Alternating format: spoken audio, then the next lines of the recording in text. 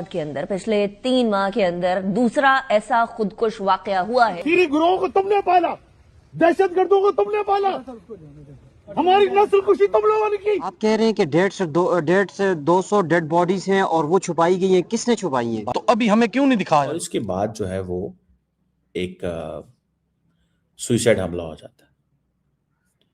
कैसे हो जाता है, क्यों हो जाता है, बड़ी मतलब अजीब सी बात है। इसके बाद कुछ जगह रह जाती है बोलने के लिए। जो डेड बॉडीज हैं, कम से कम जो हमने देखा है 100 से 150 से ऊपर लोग जो है ना वो शहीद हुए हैं। ठीक है ना? अच्छा। कौन करवा रहा है ये दहशतगर्दी? ये जो दहशतगर्दी है इसके पीछे वर्दी है। ये खून के आंसू रो रहा और है। अपने लोगों के ऊपर भी दहशतगर्दी करवाई जाएगी। इल्जाम उसका अफगानिस्तान और हिंदुस्तान पे लगाया जाएगा। जो दहशत करती है, जो मस्जिदों पे हमला किया जाता है, मेरे ख्याल से सर अब ये हाई टाइम है कि हम अपने मुल्क से मजहबी इंतहा पसंदी का खात्मा करें। बहुत खतरनाक बातचीत है। कैसे अपनी ही मुल्क की एजेंसियां इस तरह कर सकती हैं? कश बम्बार्ड ने अपने आप को पाड़ा या दो थे, 160 लोगों की जाने गई। हमारे यहाँ जो मजहबी इंतहा पसंदी है, मैं समझता हूं उसकी वजह से बहुत सारे मिसगाइडेड मिसाइल्स पैदा हो जाते हैं जो ये खुद कुछ हमला करते हैं।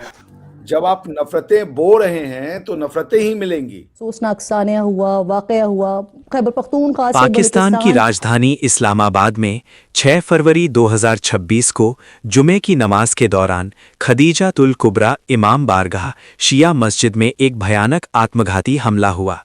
एक दहशतगर्द ने खुद को उड़ा लिया, जिसमें आधिकारिक आंकड़ों के अनुसार कम से कम 31 लोग शहीद हो गए और 169 से ज्यादा घायल हुए। ये हमला इस्लामाबाद में पिछले 18 सालों का सबसे घातक हमला है, 2008 के मैरियट होटल ब्लास्ट के बाद। हमले की जिम्मेदारी इस्लामिक स्टेट ISIS के पाकिस्तान प्रांत ने ली है, जो पहले भी शिया समुदाय पर ऐसे हमले कर चुका है। कुछ सोशल मीडिया और शुरुआती रिपोर्ट्स में मौतों की संख्या 50, 100 या 150 तक बताई गई थी, लेकिन पाकिस्तानी पुलिस, डिप्टी कमिश्नर और अस्पतालों की पुष्टि के मुताबिक मौतें 31 हैं। कुछ जगहों पर 32 का जिक्र आया और घायल 169-170 के आसपास। प्रधानमंत्री शहबाज शरीफ ने हमले की कड़ी निंदा की और जांच के आदेश दिए। पाकिस्तानी सरकार ने भारत पर प्रॉक्सी के जरिए हमले का आरोप लगाया, लेकिन भारत ने इसे बेबुनियाद खारिज कर दिया। जनता में गुस्सा है। कह सकता हूँ कि आरजू जी, मुझे दिल से दुख है। वो बेचारे पूजा करने गए थे, या जो क्या कहते हैं उर्दू में पूजा करने को मुझे नहीं पता, लेकिन पूजा करने गए थे ईश्वर से, अपनी अल्लाह से, अपने घर वालों के लिए अच्छी बात। जुमे की नमाज के लिए गए थे सर, जुमे की नमाज थी आज। जुमे की नमाज के लिए गए थे, तो मतलब पूजा ही है ना, नमाज एक तरीके का इबादत की बात नहीं, इबादत, ईश्वर की इबादत ही है ना, अल्लाह की इबादत ही है ना। उनका तो कोई बेचारों का मोटिव नहीं था। वो तो ये सोचे होंगे कि आज हम जाएंगे, ये नमाज अदा करेंगे और घर आ जाएंगे और फिर अपनी शायद और अच्छा इंसान बनने का प्रयास करें, जो उनकी एबिलिटी थी थिंकिंग की। कोई बुरे मन से तो गए नहीं होंगे, मगर उनको ये मिला। वो आदमी कौन था जिसने इसको प्लान किया कि मस्जिदों में पूजा करते समय आदमी को मारो?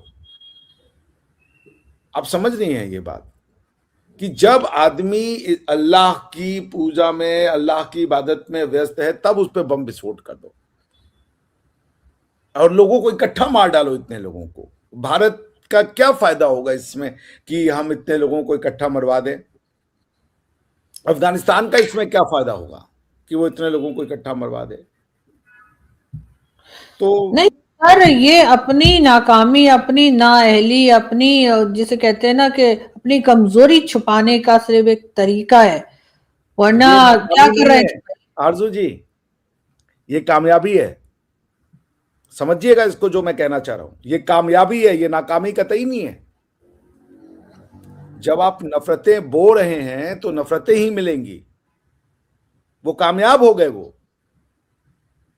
जो सारा दिन बैठ करके दूसरों में ये कमी है, ये कमी है, लोगों के ऊपर आक्षेप लगाना, वो तो आप अपने समाज को ऐसा बना दिया आपने, कामयाब हो गए आप उस समाज को। लेकिन ये आपको लग रहा है ये पहला हुआ है। इसके पहले मुझे याद है, बहुत पहले आपके यहाँ पे कुछ ईद वीद का समय था, कोई लाहौर की बहुत बड़ी ईदगाह थी या क्या थी, वहां पे बम विस्फोट कर दिया था यही शियाओं के उसमें। आज से 3-4 साल पहले की बात है, अगर मैं गलत नहीं हूं तो मुझे ठीक कीजिएगा, या शायद उससे पहले की। तो मैं बस इतना ही कह सकता हूं कि आप करते रहिए जो आप कर रहे हैं। चलिए उसी रास्ते पे, देखिए कहाँ जाते हैं। हमारी तो यही है कि मैं फिर से जिन लोगों की जिंदगियां गई उनके लिए दुख और खेद प्रकट कर सकता हूं कि ऐसा नहीं होना चाहिए।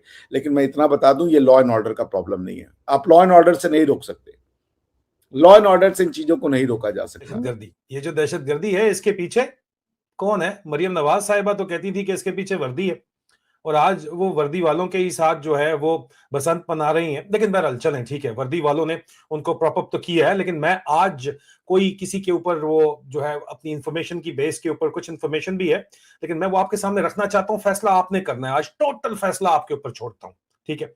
आप कर लें फैसला जो आपने करना है। सबसे पहले, आज से 8 दिन पहले, 8 से 9 दिन पहले, 9 दिन पहले मुझे इंफॉर्मेशन आई, मैं हैरान हो गया। मैंने इंफॉर्मेशन सुनी, मैंने कहा कि यार इसको कन्वे करना है सर, ये तो बहुत खतरनाक बातचीत है, कैसे अपनी ही मुल्क की एजेंसियां इस तरह कर सकती हैं। मैंने उसको अपनी जर्नलिस्टिक रिस्पॉन्सिबिलिटी पूरे करते हुए वेरीफाई करने की कोशिश की, तो दूसरे साहब ने मुझे कहा कि तुम्हें ये किसने बताया? मैंने कहा सर मैं अपने सोर्स तो नहीं आपको बता सकता।